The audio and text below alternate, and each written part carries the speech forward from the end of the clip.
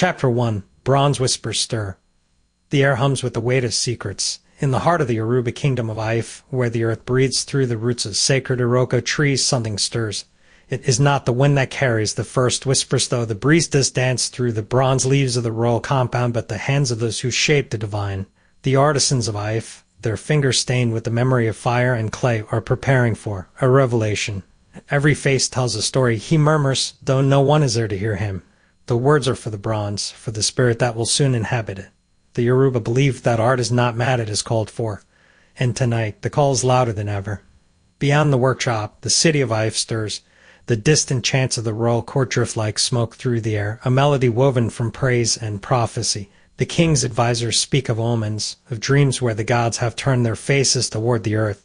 The people whisper of a new era, one where the hands of mortals will touch the divine. But for now, the true work is done in silence. All away from his apprentice, the Ad watches from the doorway, his young eyes wide with reverence. He has seen the master work before, but never like this. The usual precision is of careful measurement, the deliberate strokes, but tonight there's something else. A trembling in the air, as if the very gods have paused to witness. You must feel it too, Ad says at last, his voice barely above. A whisper, all away from me, does not look up.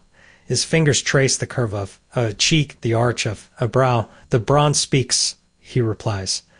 And when it does, we must listen. The words settle between them, heavy with meaning. For centuries, the sculptors of Ife have crafted heads so lifelike they seem to breathe.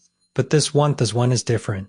The mold is not just for a king or a queen, but for something older, something that walks the line between mortal and eternal. As the first light of dawn creeps over the horizon, the workshop falls into a hush.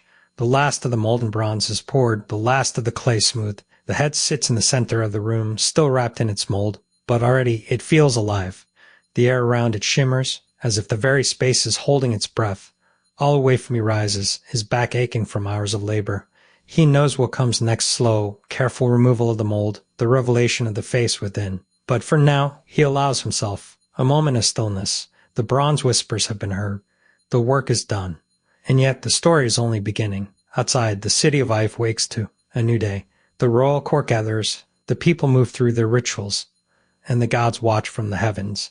But in the quiet of the workshop, something has shifted. The first of the great bronze heads of Ife is not yet revealed, but its presence is already felt. A tremor in the earth, a whisper in the wind. The hands that shaped it are tired, but they are not done. For the true magic of Ife is not in the casting, but in the calling. And the calling has only just begun. As the sun rises higher, casting golden light over the city, all away from me turns to Ad.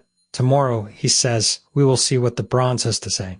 And in that moment, the future is written not in ink, not in stone, but in the molten heart of a metal that will outlast them all. The whispers have stirred. The golden hands of Ife are ready to speak.